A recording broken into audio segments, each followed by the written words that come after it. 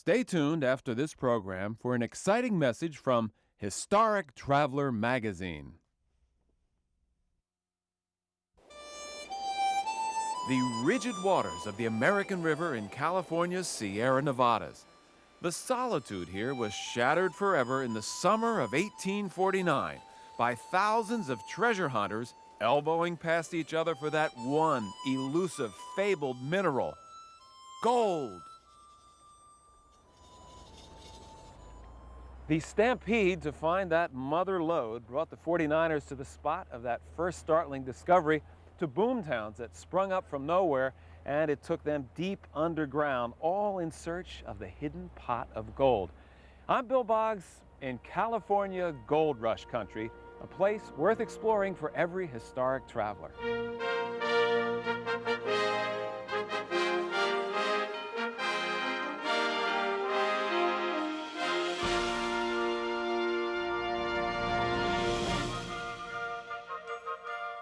Today, we'll follow the 49ers trail from their staging ground in Sacramento up to the town of Coloma, site of Sutter's Mill, where those first precious flakes were found, and on to Columbia, one of the Sierra's busiest mining camps. 90 miles northeast of San Francisco, the city of Sacramento was born in the heat of gold fever. That fever transformed the migration to California from a trickle to a flood, and the new settlers carried with them an ideal that most Americans already shared. That was their manifest destiny to head west and control the entire continent. Many of those prospectors came here to what would become the state capital to gather their strength and supplies for the trip into gold country. But even before this wave of gold hunting pioneers came to seek their fortune, a Swiss entrepreneur named John Sutter came upriver from San Francisco in 1839. He came ashore in what is now Old Sacramento, at the fork of the Sacramento and American rivers. Today, Old Sac, as the historic district is now known, features the largest concentration of historic buildings in California. The cobblestone streets and the brick and clapboard buildings that line them all evoke Sacramento's early days as a gold rush boom town. With 28 acres of restored and recreated buildings, there's plenty to see and do in Old Sac. Ed Aston helped restore the area and knows his way around the old town. Ed, what role did a hardware store like this play in the gold rush? Well, those that would come to Sacramento, to the Sacramento area to seek their fortunes would more often than not come by riverboat, dock at the Embarcadero, and come across the street to a store similar to this one, probably operated by Sam Brannan, who was California's first millionaire, and not from mining, but servicing the miners. And they would come in here to buy the basic supplies and equipment that they needed to go seek their fortunes in the mines in the foothills, not many miles away from Sacramento.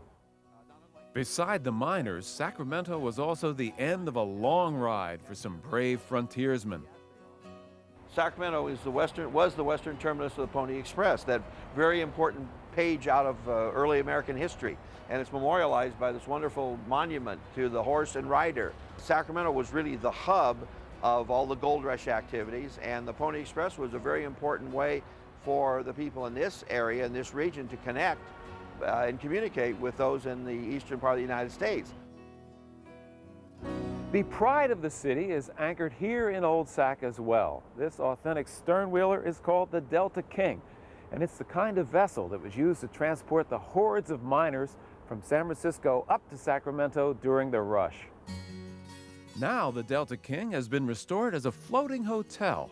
It features the kind of fine seafood restaurant that draws the locals. The Delta King is docked permanently here in Old Sacramento, but if you're interested in a riverboat cruise, those are available as well on a replica paddle wheeler called the Matthew McKinley through Channel Star Excursions. The one thing about Sacramento in the early days of the gold rush that Old Sac can't really recreate is the complete and utter chaos of the place, as the inhabitants focused on gold to the exclusion of everything else. It was a far cry from John Sutter's orderly Swiss vision of growth and prosperity. When Sutter started building his fort on this high ground in Sacramento in 1839, gold was the last thing on his mind.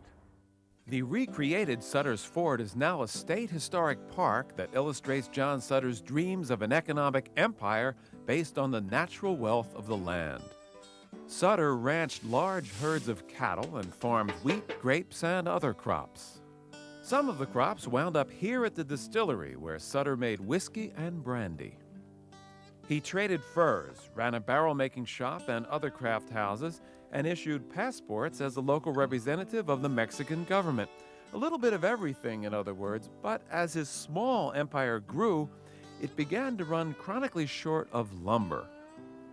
So Sutter hired a carpenter named James Marshall to build a sawmill upstream to supply timber for his many construction projects.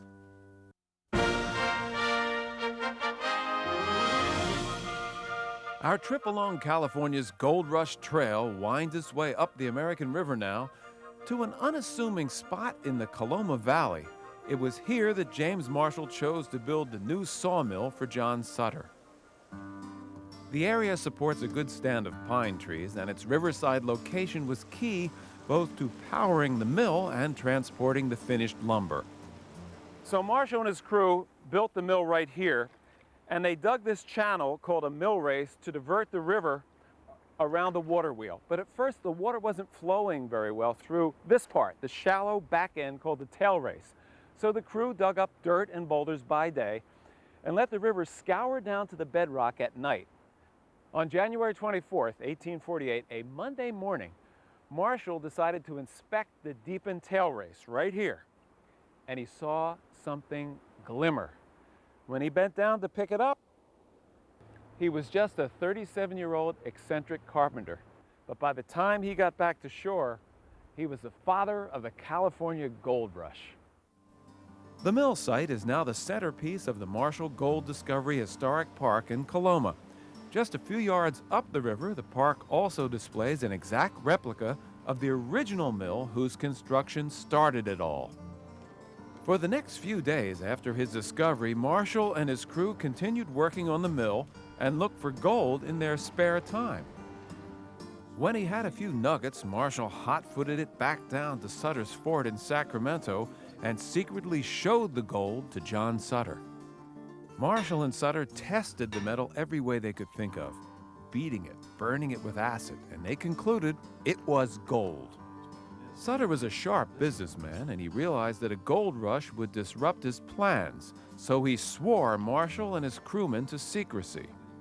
But of course, no one could keep gold a secret for long, and in a matter of weeks, every able-bodied man for 100 miles dropped whatever he was doing to head for the hills. Sutter's Fort was soon deserted, with wheat unthreshed and hides rotting in the tannery. The situation was much the same in San Francisco in May, after storekeeper Sam Brannan ran down the wharf yelling, "Gold, gold, gold," from the American River. Within a month, there were only a couple of dozen able-bodied men left in town. Marshall Park tour guide Joe Bellata says that the first prospectors arrived here largely unequipped. Joe, tell me about how they actually found gold in the very beginning. Well, the very first miners that came up here looking for gold, they had very simple, primitive tools. They had a variety of knives, forks, any utensil that they had. And the reason that they could find the gold, because it literally was laying right along the banks in enough quantity that they could just visibly see it. Well, how about the next level of development? Well, then the next thing that was developed was the gold pan. What we classically know, there was a variety of sizes, but essentially this has been the same gold pan that they developed in 1849 and used very, very effectively. Will you show us how it works? Surely. Okay, the first thing we're going to do is we're going to load up our pan with gravel and sand, and then we're going to let the river do the work as we pan off the lighter materials. So the principle here is that the gold is the heaviest material in the pan. That's correct. It's approximately twice as heavy as any other material that's in this pan.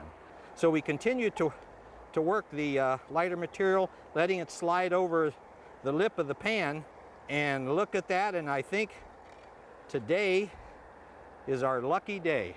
You can play 49er too. When you visit the park, visitors are encouraged to pan for gold right across the river from the original site. You may not hit the mother lode, but you might find a flake or two. After Marshall found those initial nuggets at the sawmill, he lived in this cabin for a number of years. He tried to make a living at carpentry, winemaking, and a variety of things. And at one time, he even sold his autograph for 25 cents a piece. Not everyone who joined the stampede to Sutter's Mill came for the gold. In fact, those like pantmaker Levi Strauss, who came to provide goods and services, generally made more money than the miners. Nancy Gooch is another 49er who made her fortune without ever panning for gold. You can visit her gravesite and learn the history of the other founders of the town in Coloma's Pioneer Cemetery. Nancy was a freed slave who came to wash and clean for the busy prospectors and soon had enough money to buy her son Andrew Monroe out of slavery in Missouri. The Monroe family grew and prospered here, eventually selling most of the town to the state of California for this park. And it was Andrew Monroe who dug a grave on this spot for James Marshall when he died penniless in 1885. This monument was erected by the state 5 years after Marshall's death. When you visit, notice that Marshall points directly down the hill to the very spot where he discovered that first gold nugget. This may have been the first spot where gold was found, but it certainly wouldn't be the last. The Sierra foothills spread out for hundreds of miles north and south, and the word spread like wildfire across the nation in 1848. There's gold in them there hills.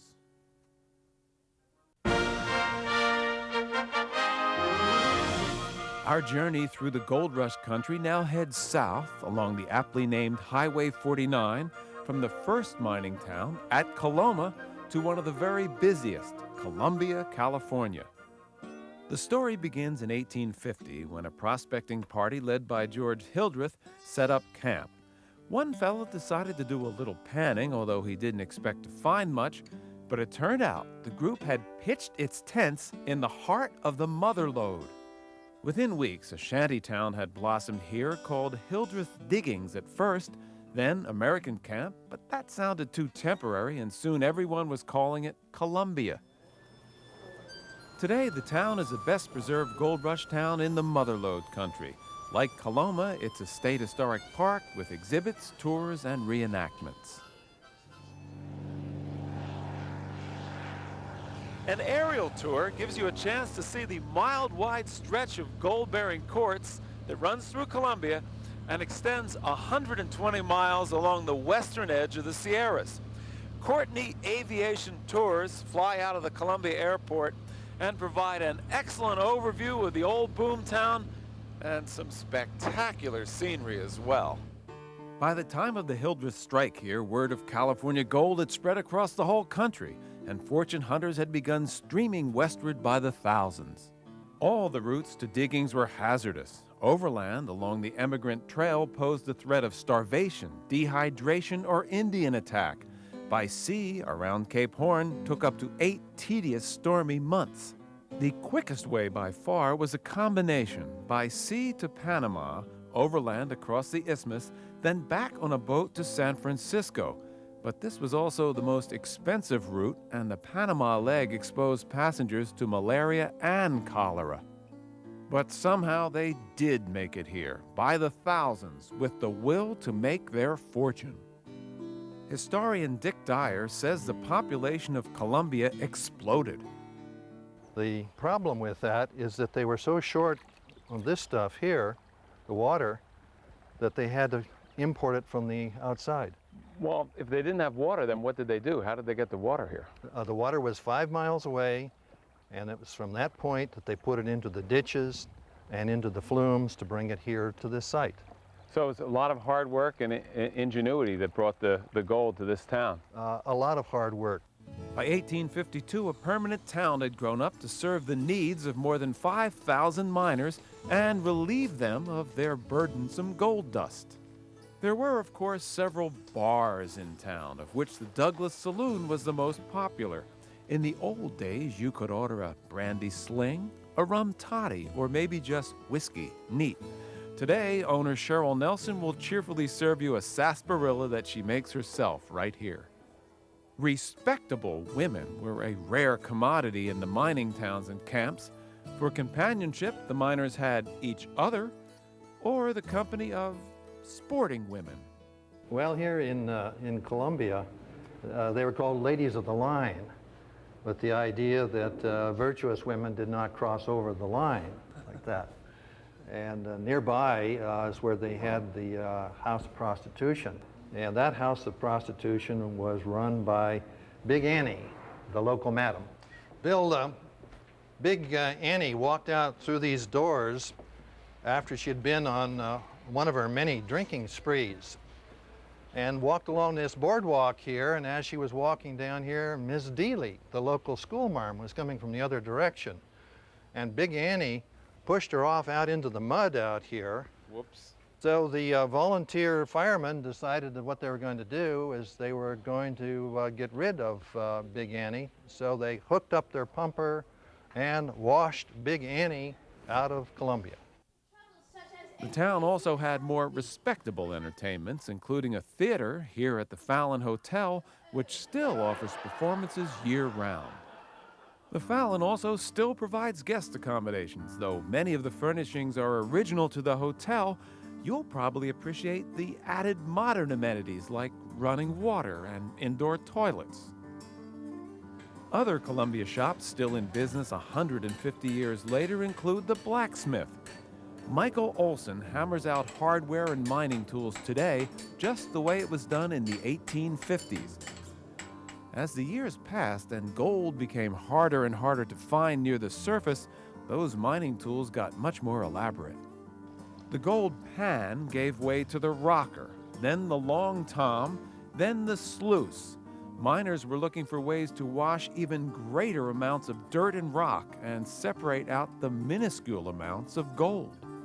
Finally, someone had the bright idea that if you fired a high-pressure water hose at the hills, you dig down to the bedrock and wash the gold out of the dirt at the same time. It was called hydraulic mining, and these moonscapes were the result. Columbia has several of these hydraulic strip mines nearby. Before the miners started blasting away here, where I'm standing was 10 feet below the Earth's surface. Hydraulicking, as it was called, was eventually banned because it was so destructive to the environment. Finally, to get at the gold buried in quartz deposits deep below the Earth, miners resorted to tunneling. You can still visit a working hard rock mine in Columbia. The Hidden Treasure Gold Mine was opened in 1879, and its rich quartz veins continue to produce pockets of gold to this day. Whatever kind of mine Columbia's gold came from, almost all of it went through this room, the Wells Fargo office. On display is the original scale, which weighed out about $55 million in gold during its years of service. From here, the gold dust went into a strong box on the stagecoach for its trip down the mountain to the San Francisco Mint. The Wells Fargo wagon also carried passengers, but today you don't have to buy a ticket to San Francisco. The coach offers a cheerful tour around town that takes about 15 minutes long.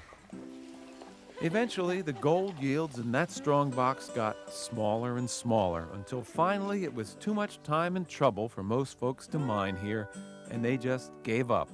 By the late 1870s, the population of Columbia plunged from 6,000 to a few hundred, and the same thing was happening throughout the Sierras. The gold rush was over. Northern California side trips for the historic traveler include the 49ers embarkation point, San Francisco. Although the San Francisco Mint, where the 49ers sent their gold, has been closed to tourists, the Wells Fargo History Museum contains a variety of gold rush artifacts. 6 hours east of Columbia is another boom town gone bust, but this one has hardly been touched in 100 years.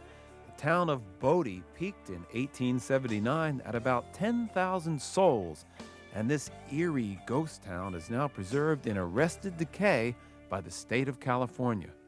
And of course, between Columbia and Bodie is America's unsurpassed national treasure, Yosemite National Park, preserved by Abraham Lincoln for future generations in 1864.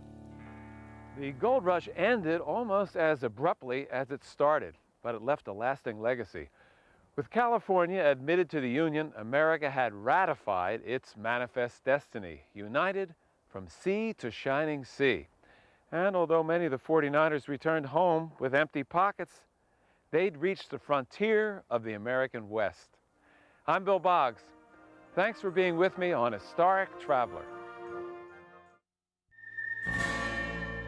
Their legends embody the spirit of the Old West, where rough justice was dispensed at the business end of a Colt 45.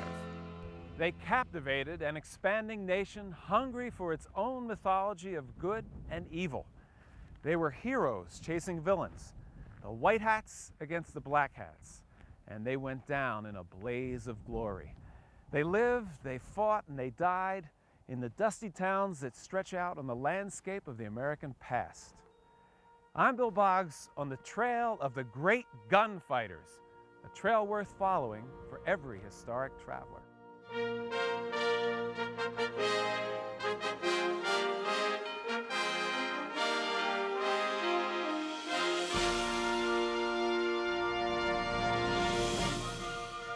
The first stop on our journey will be Tombstone, Arizona, site of the famous gunfight at the OK Corral. From there, we ride to the picturesque mining town of Bisbee, where a simple robbery blew up into a fierce Old West shootout that would become known as the Bisbee Massacre. And we'll finish with a trip to the scene of the Lincoln County War, where the world first heard the name Billy the Kid. Tombstone, Arizona. Not much has changed here since its first days as a mining town. The landscape is still dry and sparse, and the historic legends are still rich and colorful. The stroll through town is a step back into the 1880s in the frontier American West. Shops, saloons, and trading posts line the raised boardwalks. To start, you can set yourself up at the Silver Nugget Bed and Breakfast and head right across historic Allen Street to your first stop, the Birdcage Theater. Local historian Ben Trewick says the Birdcage is the only building in town preserved in its original state. Well, the Birdcage is the most originally preserved building in all of Tombstone. We had two big fires here, one in 1881, one in 1882, and the majority of all the buildings on the street were burned down, just leaving the shells. So they had to be refurbished and renovated to bring them back to their original state. But this one's just like it was. When the mines flooded in '86, people started moving away, and all the other businesses boarded themselves up. So did the Birdcage. It was closed up for almost 50 years, and then they opened in the 1930s to let visitors see what it was like inside. In the Birdcage's heyday, the New York Times called it the wildest, wickedest night spot between Basin Street and the Barbary Coast. It offered burlesque shows, can-can dancers, and nationally known vaudeville acts. A house full of cowboys meant that things sometimes got out of hand. You can still see there were more than 140 bullet holes in the walls and ceiling. The Birdcage derived its name from these suspended cribs you see about us, where the working girls plied their trade. At the same time, Tin Pan Alley had a song that was catching on called "She Was Only a Bird in a Gilded Cage." And because people saw the girls flitting from one crib to the other, it became the Birdcage. Well, right at this table, they had the longest running poker game in the world. It lasted 8.5 years, 24 hours a day, 7 days a week, 8.5 years. That's a game. Trewick says the Birdcage played a part in the growing feud between the Earps and the Clantons that would finally burst into history as a gunfight at the OK Corral. Well, legend tells us that Wyatt met Josephine Marcus here. And at the time he met her, she was Johnny Behan's mistress, living with him. And he took her away from him. So this little love triangle between Josie Marcus, John Behan, and Wyatt Earp caused much of the friction between the cowboy gang and the Earps. Trewick and his gang recreate the famous shootout on the first and third Sundays of each month. Visitors are invited to watch the gang of outlaws, known as the Cowboys, meet their fate at the hands of Wyatt, Virgil, and Morgan Earp, and their friend John Doc Holliday. You men have been looking for a fight, now by God you can have it. Don't shoot me, Wyatt. I don't want to fight. We came down here to arrest you boys. Now throw down your arms. Hold, I didn't mean that.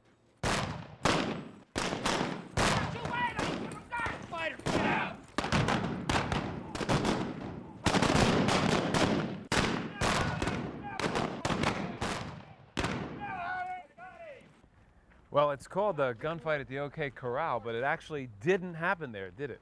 No, it happened in this lot right where we're standing, adjacent to the OK Corral. Now, we do our gunfight in the other lot, which is the real OK Corral, because we call it the gunfight at OK Corral.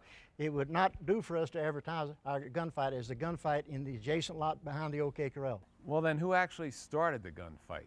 Well, Doc Holliday instigated the fight. He was living in that room where the window is, in Fly's boarding house. And Ike Clanton had talked to the other cowboys into coming down here to kill Doc Holliday. They were certainly surprised when they looked up the street and saw Doc coming home with the Earp brothers along. So they were beginning to waver in their decision to kill Holliday and were about ready to surrender their guns. Well, Holliday knew if they did and walked out of this lot that he was a dead man, because they'd shoot him from the dark or they would catch him when the Earps weren't around and shoot him. So he instigated the fight by punching Frank McLaury with that shotgun and saying, "We're going to kill you, SOBs." And they believed him. And Frank drew his gun. And that's when Wyatt Earp shot him. Billy Clanton and Frank and Tom McLaury were laid out in new Sunday suits under a sign reading "Murdered in the Streets of Tombstone" and carried to the cemetery in 2 wagons. One of the town's hearses is now on display at the birdcage. Known as the Black Mariah, it still carries its original 24-karat gold and sterling silver trim. The Mariah's last stop is also a fitting place for you to end your tour of Tombstone. It's Boot Hill Cemetery, so named because most of its residents died with their boots on. Buried here are some of those killed in the feud leading to the famous gunfight, as well as a few lesser knowns with some rather colorful headstones. Here lies Lester Moore, 4 slugs from a .44, no less, no more. And of course, no trip would be complete without a chance to pay your respects to the losers of the gunfight at the OK Corral.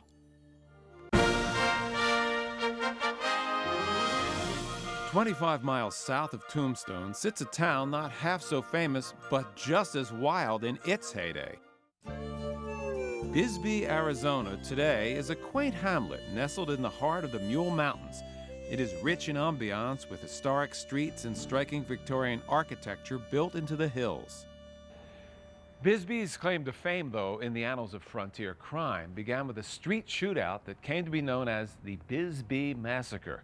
On the evening of December 8, 1883, 5 masked robbers rode up to the general store that stood on this spot.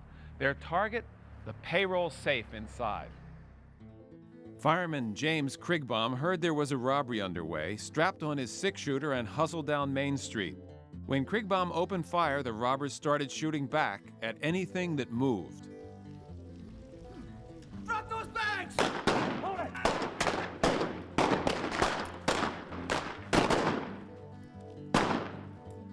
By the time it was over, 5 citizens were dead, and the outlaws had escaped with just $600 and a gold watch.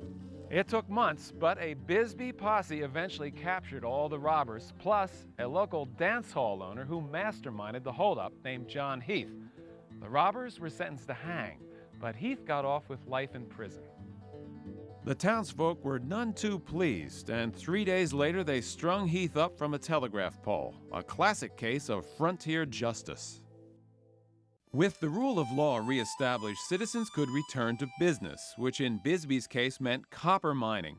The main diggings in town were here at the Copper Queen Mine, which now offers 5 underground tours a day. If this winding maze of shafts were straightened out, they'd run from here to Flagstaff, nearly 300 miles. Almost a quarter of the nation's copper supply was extracted from Arizona at one time. Much of that from Bisbee. Gold, silver, lead, and zinc were also mined here, with the total take over the years of about $2 billion. Nowadays, the mining operation is shut down, but visitors can still get a feel for the cool, dark, dangerous job the miners did. Tour guides demonstrate the drill used to bore dynamite holes and show off the shafts used to transport ore out of the pits for extraction. After the tour, you may be ready to follow the path well trod by those long-ago miners to famous Brewery Gulch, once the heart of Bisbee's red light district. Where Brewery Avenue and OK Street were once lined with saloons, dance halls, brothels, and gambling joints, now you'll find quaint restaurants, galleries, and still a few saloons. Some things never change. For years, the bars and bordellos of Brewery Gulch earned Bisbee's reputation as a wild and woolly western town. By the turn of the century, the city fathers were working hard to brush up the town's image and attract families. They passed laws confining Bisbee's brothels here to the upper reaches of Brewery Gulch. In 1914, state prohibition finally closed the last of the bars. And although western towns like Bisbee struggled to gain respectability, you could still find a good old-fashioned shootout a couple of miles outside of town. We now head out of Bisbee to the site of one of the last great gun battles of the Old West. It took place near a town called Klondike in the Galliuro Mountains of eastern Arizona. A Jeep tour organized by High Desert Convoys of Tucson takes travelers into the hills in World War II era vehicles, through Arizona's fertile desert where rattlesnakes, antelope, and the spirit of infamous outlaws still roam. It's a great drive through some rugged terrain and a way to cover a lot of ground. The destination, this old rough-hewn cabin where the Powers family shot it out with the deputies at the time when the Old West gave way to the new. Tour guide Joe Capanier says Jeff Powers and his sons John and Tom were ranching cattle here when deputies arrived in February of 1918. Well, it all started at dawn one morning. Four sheriff deputies from a town not far from here came out to serve warrants on the brothers for draft dodging. The father, Jeff, heard some noise outside in the morning, early in the morning, and he heard voices. Hands up! Get your hands up! The older brother, John, ran to see what was wrong with his father and retreated to the room to get his weapons.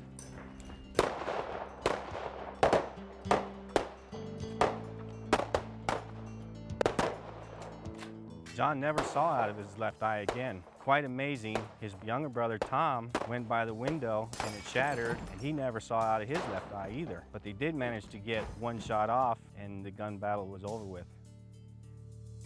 3 of the 4 deputies had been killed, along with Jeff Power, and the Power brothers had been transformed from ranchers to outlaws in one blazing moment. Tom and John Power and their ranch hand, Tom Sisson, headed for the Mexican border. Within hours, they were being chased by a posse that eventually grew to 1,400 civilians and soldiers, the largest manhunt in Arizona history. 5 weeks later, exhausted and starving, Tom and John Power surrendered to the U.S. Army just south of the border. They were tried and convicted of murder and sentenced to life in prison. But Joe Capanier believes the whole thing was a setup. I believe that the sheriffs came here actually to set the Power brothers up and claim that they were bringing warrants for draft dodgers. And the literature that I've had and read, they were basically coming here to steal a gold mine from the Powers family. Tom and John Powers served 42 years in the state pen, 2 of the longest imprisonments in Arizona history. Then in the late 50s, a newspaper columnist took up their cause and the Power brothers were finally paroled, both nearly 70 years old. The Powers cabin has been preserved as a historic site. High Desert Convoy's Jeep tour to the cabin takes about 6 hours round trip and includes a boxed lunch. They offer other tours of historic areas in southern Arizona as well, including a visit to an Indian petroglyph site and a mining ghost town.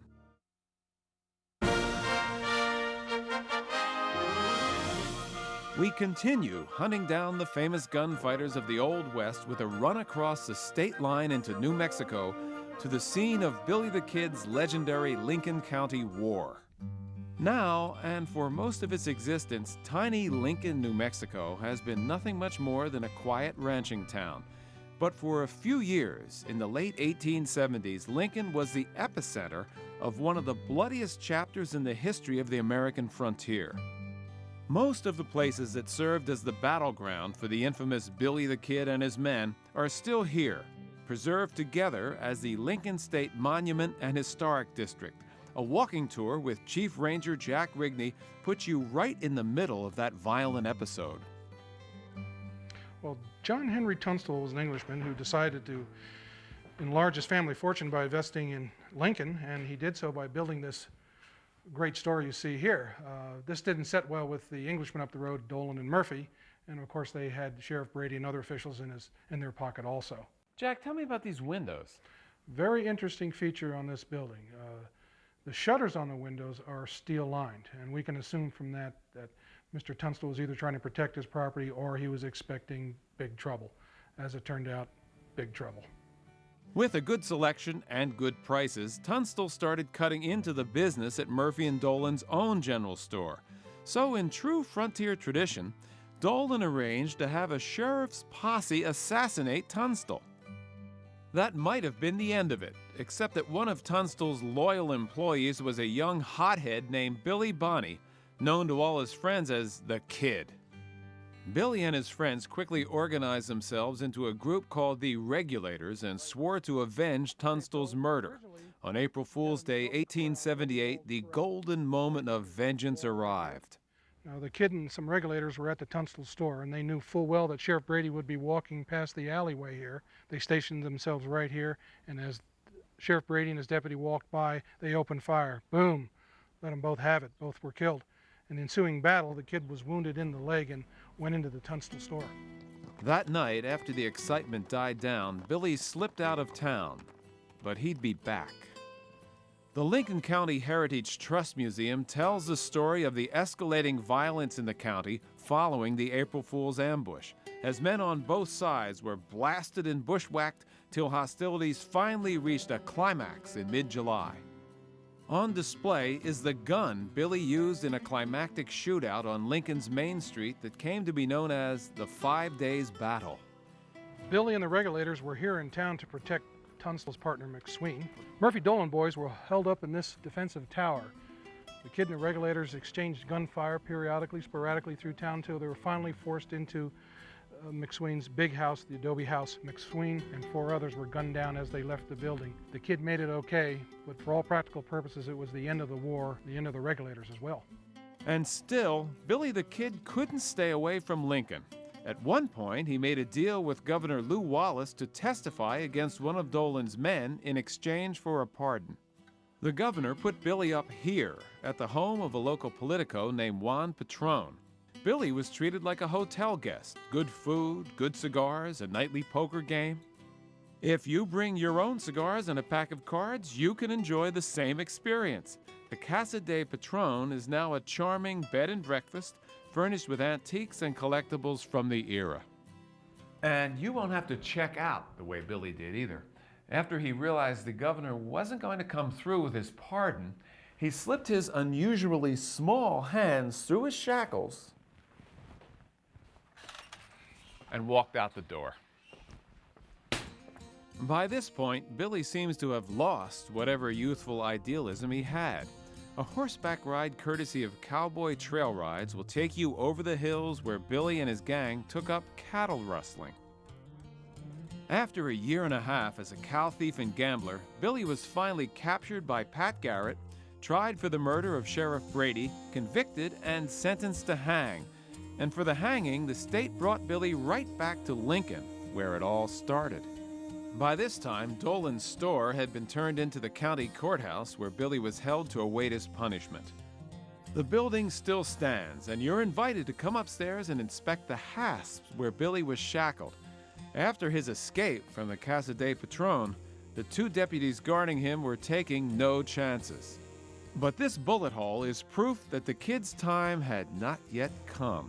On a trip to the outhouse, Billy somehow got his hands on a revolver and shot one guard, leaving this memento. The other guard abandoned his dinner at the Wortley Hotel across the street and looked up through the second-story window of the courthouse.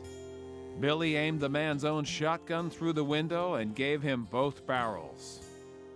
When Billy saddled up and rode out of Lincoln, it was the last time he would ever visit Lincoln, dead or alive.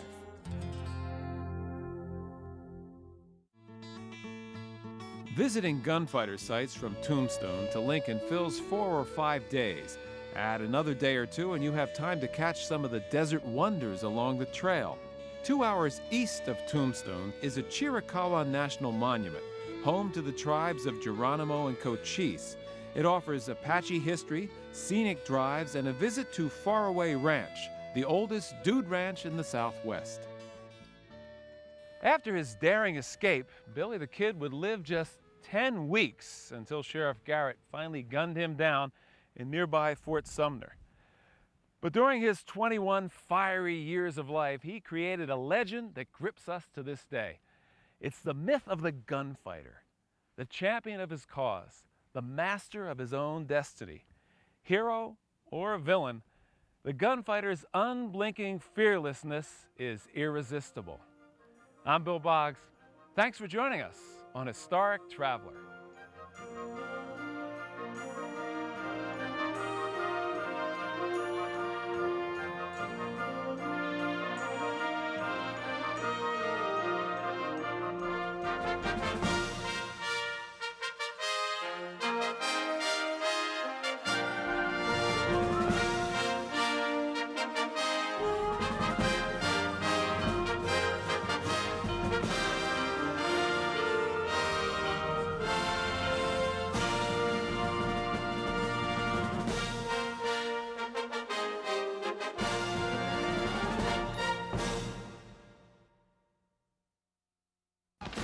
If you have a passion for history and a love of travel, we've created Historic Traveler magazine just for you. Travel through time with Historic Traveler to the world's great destinations, from Wild Bill's Deadwood to Civil War Virginia, Hemingway's Key West, Sherlock Holmes' London. You'll learn about Nashville's Parthenon and St. Paul's gangster past. At each destination, Historic Traveler tells you what happened there and makes your trip more fun with handy trip planners, maps, walking tours, side trips, and more. You'll get up-to-date information on the best places to stay, where to eat, and things to do.